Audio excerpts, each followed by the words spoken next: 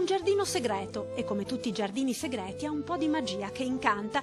Non è sufficiente uno sguardo per abbracciarlo tutto. Ci sono alberi, arbusti, erba, fiori, profumi, colori, nidi di uccelli, fate e folletti e ancora vento, sole, pioggia, il fiume con il canneto, il salice intrecciato ed il recinto che avvolge tutto. E oltre quel recinto c'è l'ospedale. L'oasi pediatrica e il suo giardino incantato sono un mondo ordinato che si contrappone al dolore e al disordine della malattia. È un curare l'anima e il corpo, quello dei bimbi, un alternarsi delle stagioni che è esattamente speculare all'alternarsi dello star bene e purtroppo dell'ammalarsi.